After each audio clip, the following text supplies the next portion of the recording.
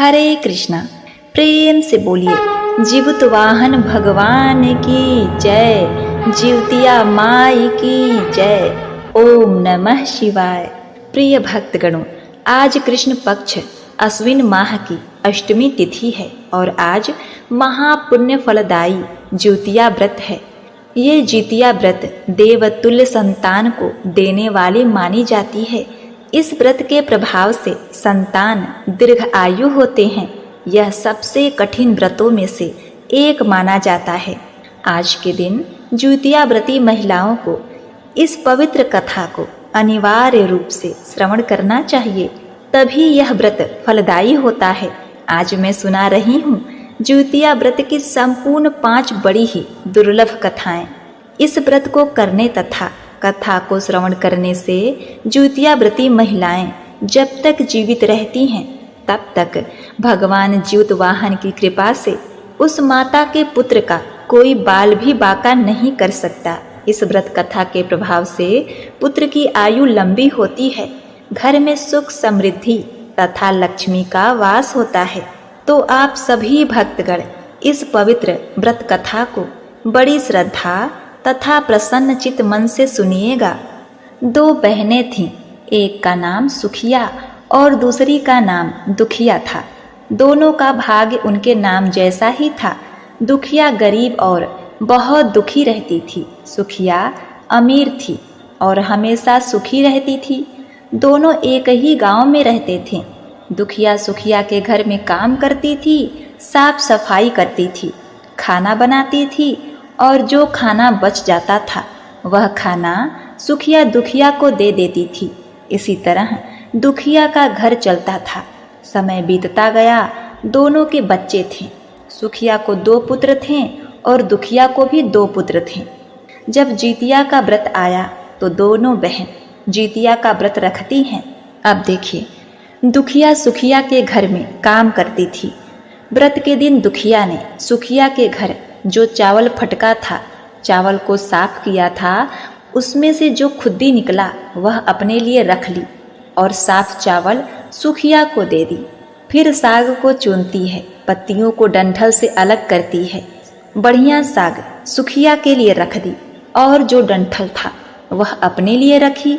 अब दुखिया ने सुखिया के घर सारा खाना बना दिया और अपने घर चावल की खुद्दी और साग की डंठल लेकर गई बनाने के लिए। खुद्दी का चावल और साग की डंठल बनाकर वह खाना अपने बच्चों को खिलाई और खुद भी खाई। उसके बाद दुखिया सोने चली गई। आधी रात में एक बूढ़ी औरत उसके घर पर आकर दरवाज़ा खटखटाती है तो दुखिया पूछती है, कौन है? तब बुढ़िया बोलती है, बेटा हम हैं। दुखिया ने उठकर फाटक खोला और पूछती है, अम्मा आपको क्या चाहिए? इतनी रात में आप यहाँ किस लिए आई हैं? बूढ़ी बोलती है, बेटा मुझे बहुत भूख लगी है, कुछ खाने को दे दो। दुखिया उसे घर के अंदर ले आती है और कहती है, हम लोग बहुत गरीब हैं, आज मैंने खुद्दी का चावल और साग की डंठल बनाया है, क्या आप खाएंगी? तो बुढ़िया माई कहती है, हाँ क्यों नहीं खाएंगे, हमें बहुत भूख लगी है, हम वही खा लेंगे। दुखिया अंदर जाकर खुद्दी का चावल और साग की डंठल लाती है, बूढ़ी को खाने के लिए दे देती है। बूढ़ी माई खाना खाने के बाद कहती हैं, मुझे अच्छे से कुछ दिखाई नहीं देता, इतनी रात के अंधेरे में मैं अपने घर कैसे जाऊंगी? तो दुखिया कहती है, कोई बात नहीं, आप यहीं पर सो जाइए, सुबह अपने घर चले जाइएगा। तो बूढ़ी दुखिया के घर में सो जाती है। फिर थोड़ी देर बाद उठकर बूढ़ी बोलती है, बेटा मुझे दीर्घ शंका पैखाना लगा है, कहाँ करूँ? तो दुखिया कहती है, मेरे घर में बाथरूम नहीं है, इसीलिए आप उधर कोने में कर लीजिए। बूढ़ी माई पूछती हैं, बेटा भड़ भड़ करें या छरछर करें? दुखिया नींद में थी तो वह कहती है, माताजी भड़ भड़ कर दो, मैं सुबह साफ कर दूंगी। फिर थोड़ी देर बाद बूढ़ी अम्मा पूछती हैं कि बेटा मैं अपने हाथ कहाँ साफ करूं? तो दुखिया कहती है, आप मेरे सर में अपने हाथ को साफ कर लीजिए। अब सुबह होती है तो दुखिया को यह सब सपने जैसा लगता है कि सोते समय मुझे कोई सपना आया होगा। वह ज़्यादा कुछ नहीं सोची और नदी में नहाने के लिए चली जाती है। जब वह नदी में नहाती है और अपने बाल को धोती है तो उसके बालों से होते हुए जो पानी बहता है वह सोने का पानी होता है। आसपास की सभी महिलाएं यह देखकर चकित हो जाती हैं और कहती हैं, तुम्हारे बालों से तो सोने का पानी गिर रहा है, क्या बात है? फिर क्या था, उसे रात की सारी बात याद आ जाती है। वह दौड़कर अपने घर की ओर भागती है, यह सोचकर कि उसका घर दीर्घ शंका से गंदा हुआ होगा, पहले उसको साफ करना होगा। जब वह अपने घर में जाती है तो देखती है कि घर के हर कोने में ढेर सारा सोना बिखरा पड़ा है। यह देखकर दुखिया बहुत ही खुश हो जाती है और सोचती है कि जीमूत वाहन भगवान की कृपा से जो मेरे घर रूप धारण करके आए थे, मुझे इतना आशीर्वाद दिया। अब दुखिया धनवान हो गई थी। अब क्या था, सुखिया के घर जाना और काम करना बंद कर देती है। दुखिया अब अपना व्रत पूरा करती है तो अपने पुत्र से कहती है कि जाओ मौसी के घर से तराजू लेकर आओ, यह नापने के लिए कि यह सोना कितना है। बच्चा बहुत खुशी से सुखिया मौसी के घर जाता है और तराजू मांगता है। सुखिया पूछती है कि तराजू पर क्या नापना है, तो बच्चा बोला, मेरे घर में बहुत ढेर सारा सोना है, उसी को माँ नापेगी। सुखिया कहती है, खाने के लिए तुम्हारे पास कुछ भी नहीं है और सोना नापेंगे, मुझसे झूठ कहते हो। तो बच्चा कहता है, नहीं, मैं झूठ नहीं बोल रहा हूँ। सुखिया सोचती है कि जब तराजू मांगी है तो कुछ न कुछ जरूर ही नापेगी, इसीलिए वह तराजू के पीछे गोद लगा देती है कि जो भी नपेगा वह थोड़ा सा इसमें चिपक जाएगा। अब देखिए, वह बच्चा तराजू लेकर अपने घर आता है। दुखिया जब तराजू पर सोना नापती है तो कुछ सोने का टुकड़ा उस गोद में चिपक जाता है। जब बालक तराजू लौटाने जाता है तो सुखिया उसको उलट पलट कर देखती है तो उसे तराजू में सोना लगा हुआ मिलता है। सुखिया सोचती है उसके घर में जरूर कहीं से सोना आया होगा, इसीलिए वह कई दिन से काम पर नहीं आ रही है। सुखिया उसके घर जाकर देखती है कि यह सोना कहाँ से आया। जब सुखिया दुखिया के पास जाकर पूछती है कि तुम्हारे पास इतना सारा सोना कहाँ से आया है, जिसके लिए तुमने तराजू मंगाया था नापने के लिए। प्रिय भक्तगणों, दुखिया उस रात की सारी कहानी अपनी बहन सुखिया को बताती है। दुखिया का मन एकदम सच्चा था, इसीलिए वह सब कुछ बता देती है। लेकिन सुखिया के मन में लालच आने लगा कि दुखिया के पास हमसे भी ज़्यादा धन आ गया। अब अगले साल जुतिया में मैं भी खुद्दी का चावल और डंठल की साग बनाऊंगी। फिर अगले साल जुतिया का व्रत दोनों बहन ने रखा। सुखिया के पास हर तरह का सुख था और धन भी था, फिर भी वह जितिया के दिन चावल फटक कर साफ चावल फेंक देती है और खुद्दी अपने पास रख लेती है। साग को तोड़कर पत्तियां फेंक दी और डंठल अपने पास रख ली और वही बनाई। पूजा पाठ करके सोने चली गई। फिर आधी रात में उसके घर में भी बूढ़ी अम्मा आई और दरवाज़ा खटखटाती हैं। सुखिया उनका इंतजार तो कर ही रही थी। वह तुरंत दरवाज़ा खोलकर बूढ़ी अम्मा को अपने घर के अंदर ले आती है। बूढ़ी अम्मा बोली कि मुझे बहुत भूख लगी है, कुछ खाने को दे दो। मैंने खुद्दी का चावल और डंठल का साग बनाया है। बूढ़ी बोलती है, कोई बात नहीं, मैं खा लूँगी। तो सुखिया परोस देती है। वह खाना खाने के लिए और सोने चली जाती है। बूढ़ी बोलती है, मैं घर नहीं जा सकती, मुझे दिखाई नहीं देता। तो सुखिया कहती है, कोई बात नहीं, आप यहीं पर सो जाओ। थोड़ी देर बाद बूढ़ी अम्मा बोलती हैं, मुझे दीर्घ शंका पैखाना लगा है, कहाँ करूं? तो सुखिया कहती है कि वही कोने में कर लीजिए। फिर थोड़ी देर बाद बूढ़ी अम्मा पूछती हैं, भड़भड़ करें या छरछर? इस पर सुखिया को याद नहीं आता है कि दुखिया ने क्या बोला था। तो सुखिया बोली, माँ छर छर कर दीजिए। फिर बूढ़ी पूछती हैं, बेटा मैं अपने हाथ कहाँ साफ करूं?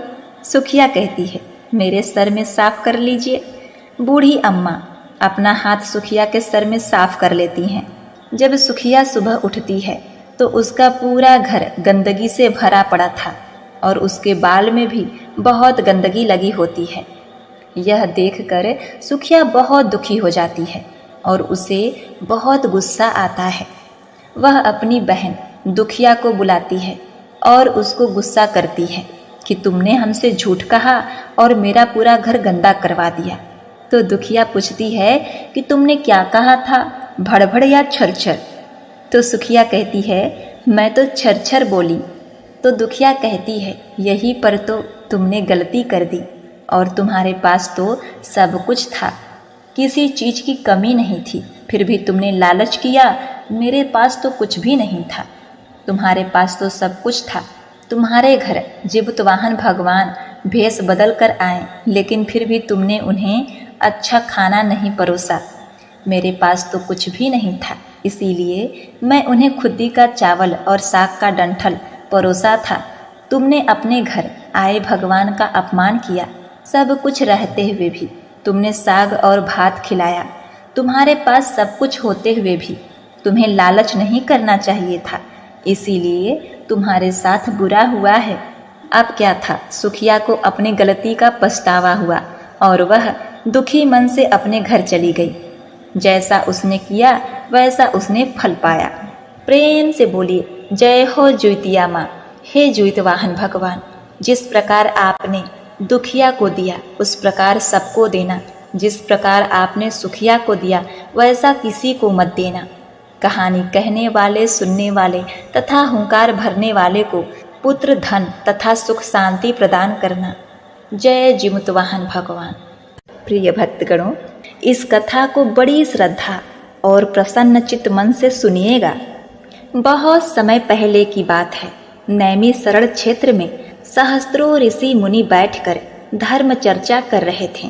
ऋषियों और मुनियों के साथ ही अनेक देवता भी उस सभा में उपस्थित हुए थे। उन ऋषि मुनियों के मध्य सूत जी महाराज उसी प्रकार सुशोभित हो रहे थे जिस प्रकार से तारागणों के मध्य चंद्रमा सुशोभित होता है। इस धर्म चर्चा के बीच ही महर्षियों ने संसार के कल्याण हेतु हाथ जोड़कर सूत जी से कहा, महाराज, कलयुग में मनुष्यों की आयु और श्रद्धा दोनों ही काफी कम हो जाएंगी। लोग अल्प आयु होंगे, महिलाओं की संतानें बचपन में ही मरने लग जाएंगी और माता पिता के जीवित रहते ही उनके पुत्र मर जाया करेंगे। एक ऋषि ने हाथ जोड़कर आगे कहा, महाराज, इस भीषण विपत्ति से बचने का कोई उपाय होगा? सूत जी बोले, आपने बहुत ही उत्तम प्रश्न पूछा है। कली काल में जब मनुष्यों की आयु कम होगी और श्रद्धा भक्ति उससे भी कम होगी, तब कली काल में माता पिता के सामने उनके छोटे छोटे बच्चों और जवान पुत्रों का मरना एक सामान्य बात हो जाएगी। उस समय जो भी माता नियम पूर्वक इस जीवित पुत्रिका व्रत को करेंगी, उसके सभी पुत्र पूरी आयु तक जीवित रहेंगे। माता पिता के रहते हुए किसी भी पुत्र की मृत्यु नहीं होगी। संसार की भलाई के लिए मैं इस संपूर्ण वृत्तांत को कहता हूँ। सूत जी ने कहा, जब द्वापर युग का अंत होकर कलयुग प्रारंभ हो रहा था, उस काल में अपने अपने पुत्रों की मृत्यु से दुखी बहुत सी शोकाकुल स्त्रियों ने आपस में सलाह की कि वे सभी मिलकर महर्षि गौतम जी के पास गईं। उन सभी स्त्रियों ने महर्षि गौतम की वंदना की और कहा, हे प्रभु, अब कलयुग आ रहा है। कलयुग में लोगों के पुत्र किस तरह पूर्ण आयु तक जीवित रहेंगे और माता पिता के जीवित रहते मृत्यु को प्राप्त नहीं होंगे। इसके लिए कोई उपाय बताइए और कोई ऐसा व्रत, जप तप अथवा पूजा हो तो हमें कहिए। गौतम जी ने कहा, मैं आपको एक प्राचीन वृत्तांत सुनाता हूँ, ध्यान पूर्वक सुनिए। महर्षि गौतम बोले, महाभारत का युद्ध समाप्त हो जाने के बाद एक रात्रि में द्रौपदी के 5 सोते हुए पुत्रों की द्रोणाचार्य के पुत्र अश्वत्थामा ने हत्या कर दी थी। द्रौपदी सहित 5 पांडव बहुत ही अधिक दुखी हुए। कुछ समय बाद अपनी सखियों को साथ में लेकर द्रौपदी महर्षि धौम्य के पास गई। द्रौपदी ने महर्षि धौम्य से कहा, हे मुनिवर, कौन सा उपाय करने से संतान दीर्घ आयु हो सकते हैं? कृपा करके वह उपाय हमको बताइए। महर्षि धौम्य बोले, सतयुग में हमेशा सत्य बोलने वाला और सभी के साथ समान व्यवहार करने वाला जिमुतवाहन नामक एक राजा था। हमेशा सत्य आचरण करने वाला राजा जिमुतवाहन बड़ी ही साहसी और रहम दिल था। एक बार राजा जिमुतवाहन अपनी रानी सहित अपने ससुराल गया। वहीं एक रात ससुराल में सो रहा था कि उसे एक स्त्री के बिलख बिलख कर रोने की आवाज़ सुनाई दी। वह अपने पुत्र के लिए विलाप कर रही थी। वह स्त्री बुरी तरह रोते हुए बार बार एक ही बात कह रही थी कि मुझ बुढ़िया के जीवित रहते मेरा युवा पुत्र मारा गया। हाय, मैं क्या करूं? उस बुढ़िया का विलाप सुनकर राजा जिमुतवाहन को बहुत दुख हुआ। राजा ने बुढ़िया के पास जाकर उन्हें ढाढ़स बंधाया और रोने का कारण पूछा। बुढ़िया ने रोते हुए कहा, गांव में प्रतिदिन एक गरुड़ आता है और एक युवक को खा जाता है। आज मेरे पुत्र की बारी है। अब मेरा पुत्र उस स्थान पर जाएगा जहां गरुड़ आता है। जो मेरे पुत्र को खा जाएगा, मेरे जीते जी मेरा बेटा मर जाएगा। यह कहकर बुढ़िया जोर जोर से रोने लगी। अब देखिए, राजा जिमुतवाहन ने कहा, माता तुम रोवो मत। आज मैं तुम्हारे पुत्र के स्थान पर वहां चला जाता हूँ। इस प्रकार गरुड़ मुझे खा जाएगा और तुम्हारा पुत्र बच जाएगा। इतना कहकर राजा उस स्थान पर जाकर लेट गया जहां गरुड़ प्रत्येक रात्रि को आता था। तब समय पर पक्षी राज गरुड़ आए और चोंच से नोच नोच कर उनका मांस खाने लगे। जब गरुड़ ने उनका संपूर्ण बायां अंग खा लिया, तब जिमुतवाहन ने करवट बदलकर अपना दाहिना अंग गरुड़ के सम्मुख रख दिया। ये देखकर पक्षी राज गरुड़ बड़े आश्चर्य हुए। गरुड़ के मांस खाते समय जिमुतवाहन न तो रोया न ही चिल्लाया था और न ही उसने बचने की कोई चेष्टा की थी। आधा शरीर खाया जाने के बाद राजा अभी तक जिंदा था। गरुड़ जी को बड़ा आश्चर्य हुआ। गरुड़ जी सोचने लगे कि यह आदमी कोई साधारण मनुष्य नहीं, या तो देवता है या फिर कोई महान ऋषि होना चाहिए। गरुड़ जी ने राजा से पूछा, तुम मनुष्य तो नहीं जान पड़ते, क्या कोई देवता हो? तुम कौन हो? अपना नाम, कुल और निवास स्थान बतलाओ। पीड़ा से व्याकुल राजा जिमुतवाहन ने कहा, पक्षीराज, आपके ये प्रश्न व्यर्थ हैं।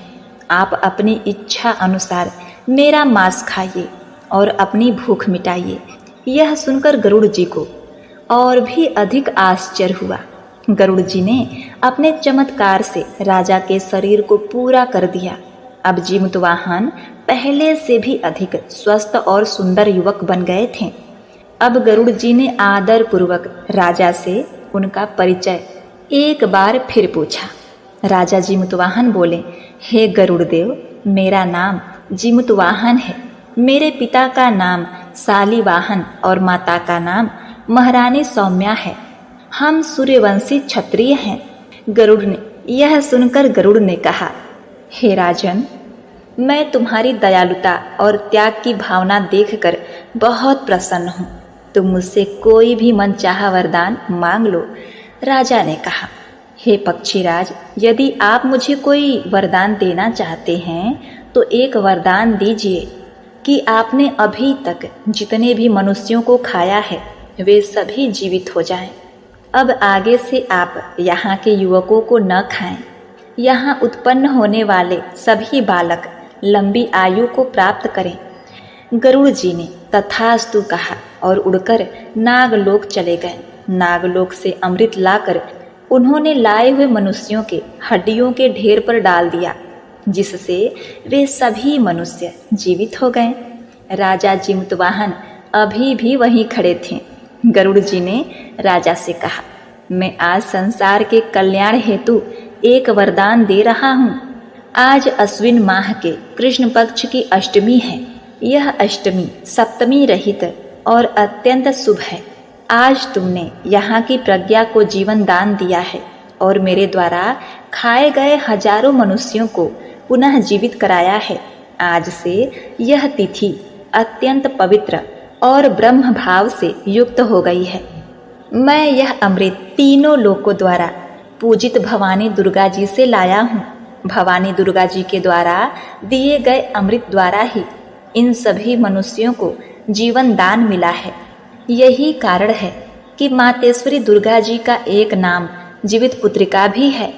गरुड़ जी ने आगे कहा, राजन, आज के बाद इस तिथि को जो स्त्रियां जीवित पुत्रिका माता के रूप में दुर्गा जी तथा कुसा नामक घास से तुम्हारी आकृति बनाकर दुर्गा जी के साथ साथ तुम्हारी भी पूजा करेंगी, उसका सौभाग्य और वंश निरंतर बढ़ता रहेगा। इस बात में जरा भी संशय नहीं।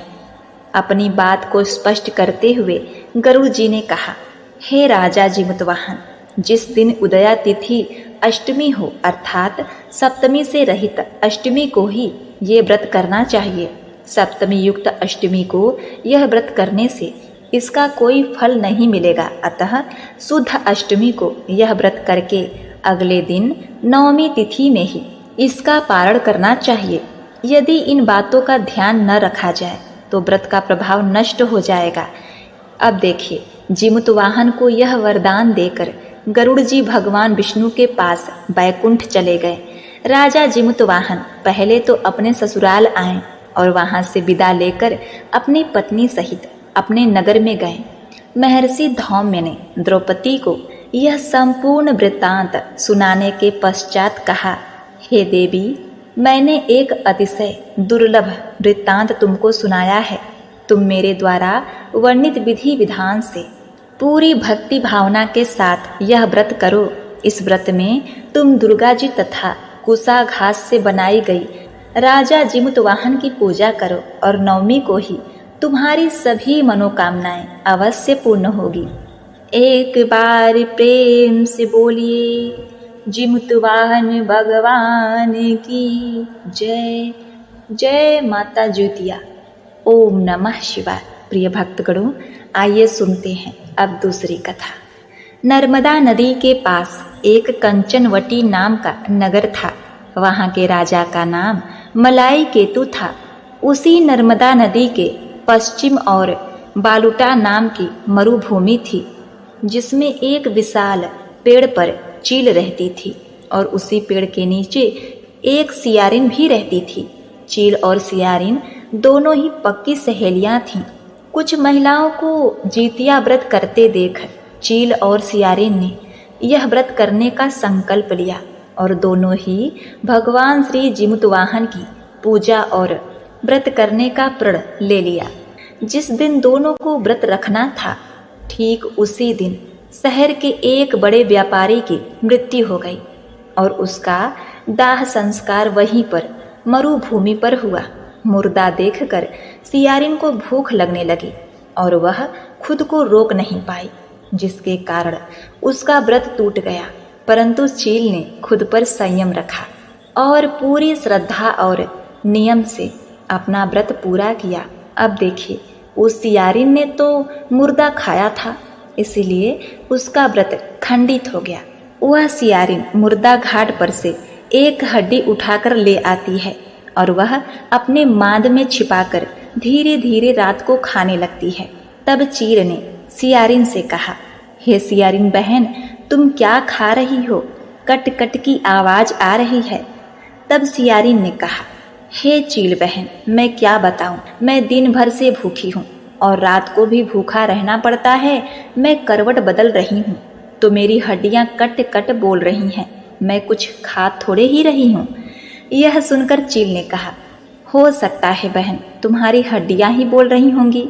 अब देखिए, उस चील ने सोचा कि उसकी बहन सियारिन सत्य बोल रही है। इस प्रकार से सुबह होती है। चील ने अपना पारण पूरा किया। अब देखिए, चील ने तो अपना व्रत पूरा किया था तो उसके बच्चे जियाच हो गए और वहाँ पर सियारिन ने अपना व्रत भंग कर लिया था और उसने हड्डी खा लिया था, तो उसके पुत्र मुआच हो गए, मृत्यु को प्राप्त हो गए और वहाँ पर चील अपने बच्चों के साथ आनंद पूर्वक रहने लगी। अब इन दोनों की मृत्यु होती है तो अगले जन्म में दोनों सहेलियों ने पुत्री के रूप में एक ब्राह्मण परिवार में जन्म लिया। उनके पिता का नाम भास्कर था। चील बड़ी बहन और सियारिन छोटी बहन बनी। बड़ी बहन का नाम शीलावती रखा गया और उसका विवाह बुद्धिसेन के साथ हो गया। छोटी बहन का नाम कपूरावती रखा गया और उसका विवाह उस शहर के राजा मलाय केतु से हुई और छोटी बहन कंचनवटी नगर की रानी बन गई। अब भगवान जिमुतवाहन के आशीर्वाद से बड़ी बहन शीलावती को 7 पुत्र प्राप्त हुए, लेकिन कपूरावती के पुत्र जन्म लेते ही खत्म हो जाते थे। कुछ साल बाद शीलावती के 7 पुत्र बड़े हो गए और राजा के दरबार में काम करने लगे। उन्हें देखकर कपूरावती के मन में ईर्ष्या और जलन की भावना उत्पन्न हो गई। इस ईर्ष्या की भावना में कपूरावती ने राजा से कहकर शीलावती के 7 बेटों के सर कटवा दिए। फिर उन 7 सरों को साथ में बर्तन में ढक कर रख दिया। यह देखकर भगवान जिमुतवाहन ने मिट्टी की सहायता से 7 भाइयों के सर बनाए और सभी सिरों को धड़ से जोड़कर उस पर अमृत छिड़क दिया, जिसके कारण वे 7 भाई फिर से जीवित हो गए और घर लौट आए। रानी ने जो कटे सर भिजवाए थे वह सब फूल बन गए। कपूरावती समाचार पाने को बहुत व्याकुल थी, लेकिन जब उसे इस बात का पता चला तो वह अपनी बड़ी बहन के घर गई और वहाँ सबको जीवित देखकर आश्चर्य में पड़ गई और बेहोश हो गई। जब कपूरावती होश में आई तो उसने अपनी बड़ी बहन से यह सारी बात बताई। भगवान जिमुतवाहन की कृपा से बड़ी बहन को पूर्व जन्म की सारी बातें याद आ गई और वह अपनी छोटी बहन को उसी पेड़ के नीचे लगातार पूर्व जन्म की सारी बातें सुनाई, जिसे सुनकर कपूरावती फिर से बेहोश हो गई और मर गई। जब राजा तक इस बात की सूचना मिली, उन्होंने उसी जगह पर पेड़ के नीचे कपूरावती का दाह संस्कार कर दिया। अब देखिए, बड़ी बहन इस जन्म में भी अपने पुत्रों के साथ सुखी पूर्वक रहने लगी और अपना जीवन व्यतीत करते हुए वृद्धा अवस्था में भगवान को प्रिय हो जाती है और मृत्यु को प्राप्त होती है। अगले जन्म में फिर से छोटी बहन जो सियारिन थी उसने जन्म लिया और उसे वह सारी बातें याद थी। इस जन्म में उसने भगवान जिमुतवाहन की पूजा की और ज्योतिया का व्रत किया। इसके फल से उसे पुत्र रत्न की प्राप्ति हुई। उसके सारे पाप मिट गए और वह पुत्रवती हो गई। इस जन्म में वह अपना जीवन आनंद पूर्वक बिताने लगी। प्रेम से बोलिए जय जिमुतवाहन भगवान, जय हो ज्योतिया माई। एक गांव में 2 बहनें थीं जिनका नाम चुलिया और सियरिया था। चुलिया बहुत ही मेहनती थी और गरीब भी थी। वह मजदूरी करके अपने बच्चों को पालती थी, लेकिन सियरिया गलत आचरण वाली थी जो हमेशा मौज और ऐश करती थी और चुलिया से जलती भी थी। हर वक्त सियरिया यह सोचती थी कि चुलिया इतना खुश कैसे रहती है। चुलिया की हंसी खुशी सियरिया से सहन नहीं हो पाती। उसके कारण सियरिया चुलिया के संतानों को सताने के लिए कई प्रयास कर चुकी थी और कई बार चुलिया के बच्चों को मारने की कोशिश भी कर चुकी थी, किंतु चुलिया के तपस्या और व्रत के कारण उसके बच्चे सदैव सुरक्षित बच जाया करते थे। एक दिन सियरिया चुलिया के सभी बच्चों को लेकर लकड़ी काटने के लिए गई। वहां जंगल में लकड़ी काटते काटते बच्चे थक गए और थोड़ी देर के लिए सो गए। बच्चों को सोते देखकर सियरिया ने सभी बच्चों का सिर काट दिया और टोकरी में रखकर वापस घर आ गई। चुलिया को वह टोकरी भेंट में दे दी और कहा, दीदी मैं जंगल से आपके लिए नारियल लाई हूँ, बच्चों को खिला देना।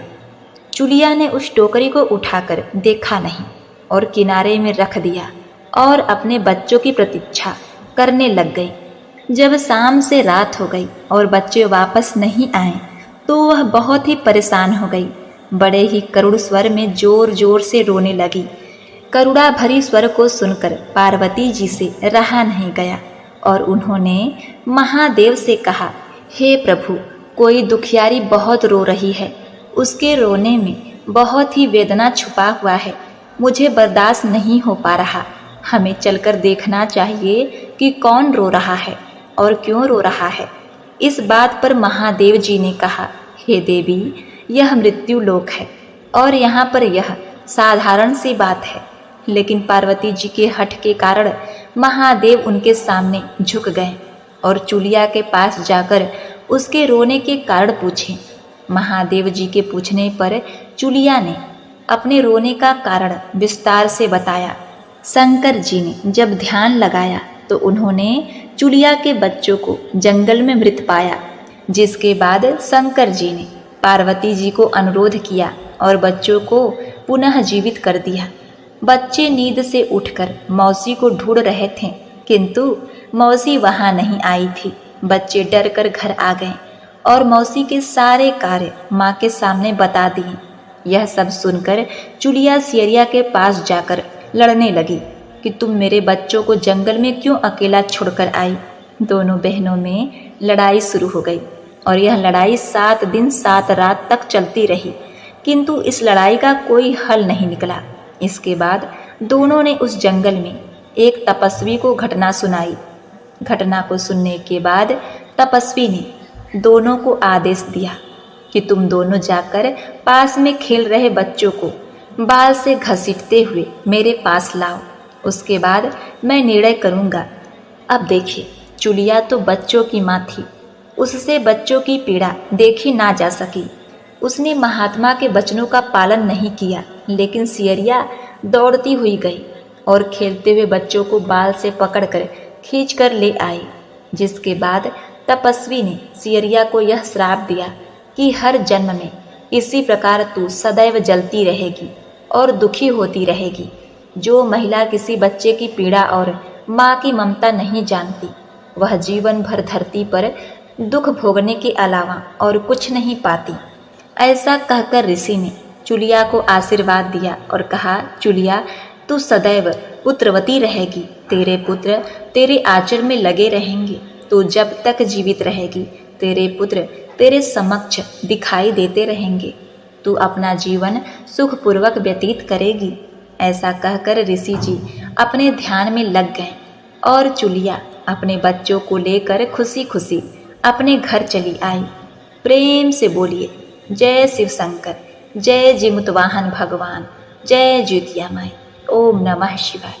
प्रिय भक्तगणों, अब आइए सुनते हैं 5वीं कथा, जिसे सुने बिना यह कथा अधूरी मानी जाती है।